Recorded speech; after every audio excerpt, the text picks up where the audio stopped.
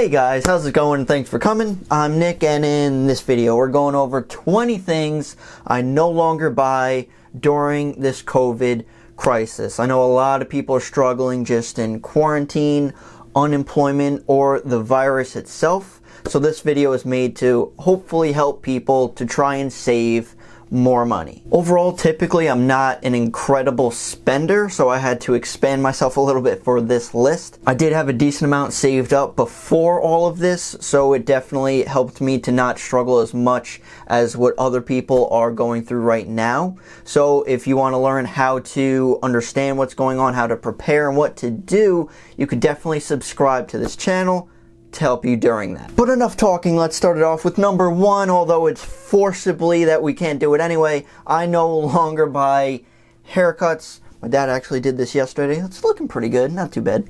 But also, from my girlfriend's perspective, no longer nail appointments or eyebrows. You actually might learn how to do some of this on your own, so after all of this happens, you could probably try to save money for the long term. Number two thing I no longer buy is anything they say on the news. That's kind of a joke. The actual number two is a house. Now, especially probably my generation or people looking to buy a new house, especially with what's going on right now, you might have delayed that. So instead of buying a house maybe like this year, you might wait a year or two to actually save during this crisis. Fun fact, I have another video going over if you should get into the housing market very soon. You can check that out if you want. Number three, my investor came out at me, and I no longer buy speculative investments, maybe certain stocks. So instead of going through hoping that everything goes up, you might want to be a little bit more conservative, look at your downside, and focus more on dividends rather than something just going up in value and hoping for the best. Number four, again, kind of forcibly because we can't go anywhere, but we're saving a lot of money on gas. And we're actually learning how to do a lot more things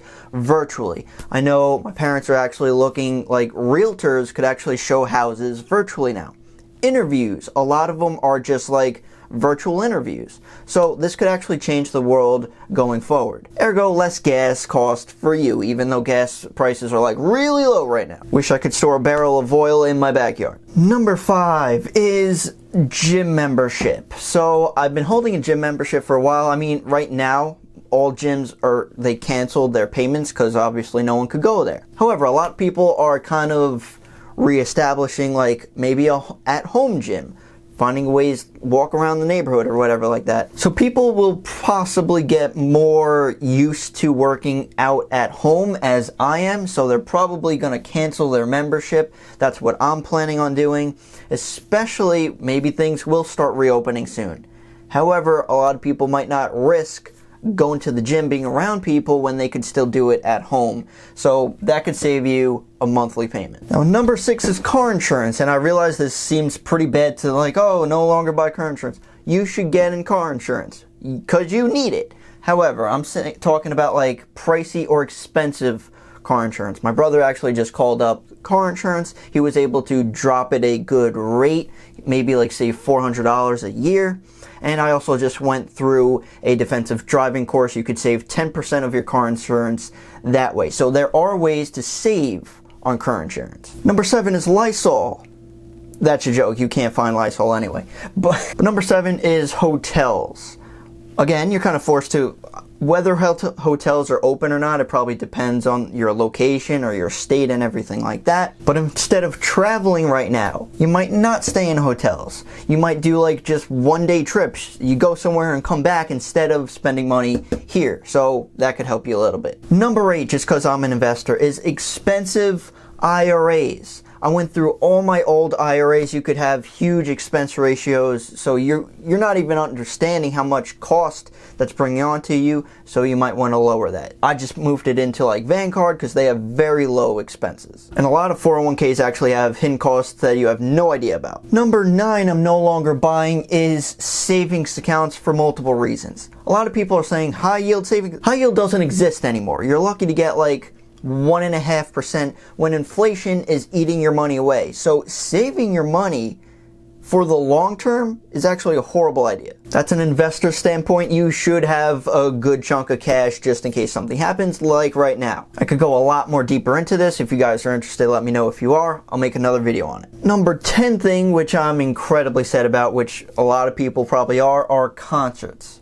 We can no longer go to them. That's like the one social thing I like, and they no longer exist. I actually had like 2 scheduled, but now they're like bumped off to like next year or something like that. So these probably won't be going on for quite some time, so you could actually save that money you normally would do that and put it in like your mattress. Number 11 I'm realizing is buying lots of food could actually be bad. And this is mostly with perishables, because you just buy in bulk because you think you're saving money, but then they go bad. Unless you buy like canned goods or things that last a while, you should really buy what you need, use it up fully, and then go to the store and buy new stuff. Number 12, which probably won't exist for quite some time, are flights and cruises. Not sure if I spelled cruises right. Heck, even Warren Buffett sold his entire position of airline stocks. So airlines are not going to be popular for quite some time right now.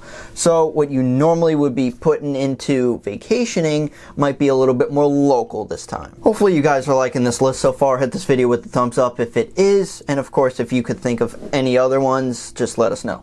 But 13 is specialty products. Now a lot of people might buy a little bit more premium things, maybe through influencers, so it's a little bit more expensive, but now we got to cut back. So you could buy a simple shampoo from a supermarket instead of an online thing that has like all these essential oils that just add up money. Good enough is good enough right now. Number 14, because you're probably learning if you're a good or bad cook right now, is cookbooks. Instead of actually buying them, the internet is vast and you can basically find multiple recipes there. Continuing on with like the premium stuff is top line clothes and even furniture. I mean, if you need interview clothes, you gotta buy interview clothes. But since no one's going out anymore and a lot of stores were just even closed, you might find sales, so that might be worth it, but do not overspend. Number 16 could be a little obvious, but some people just slip their minds. You could have a thermos and just fill it up throughout the day instead of constantly buying more water bottles. That could even go for straws. Just slurp it. Everyone's home, no one's looking. Or if you don't have one of those refrigerators that have water coming from it, you could buy like maybe one of those water purifiers.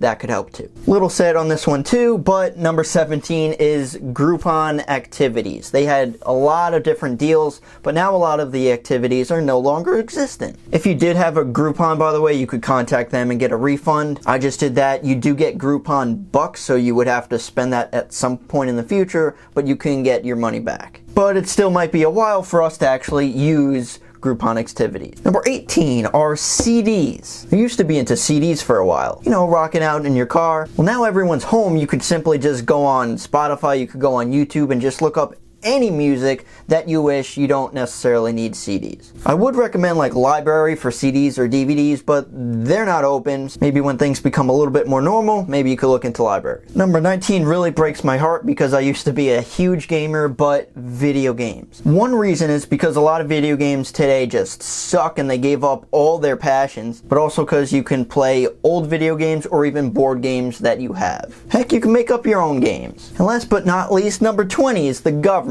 That's a joke because I can't buy the BS the government says. Anyway, number 20 I thought of is actually headhunters, mostly because everyone's unemployed, so people are trying to find the best jobs they can. Headhunters might not be the best, might not be specific to you. They might just send you a bunch of garbage that you don't want to deal with, and you could probably find the better jobs on your own. So definitely update your resume and cover letters and get to it. So hopefully those ideas helped you out a bit to save some money during this huge situation. If you guys have any other questions, comments, concerns, please leave them down below. I'd love to hear what you guys have to say. I will be updating with stimulus and unemployment once we learn more about that. I have previous videos if you're not up to date with all of it. So don't forget to subscribe for those. And thank you so much for watching, guys. Really appreciate it. And I'll see ya in the next one.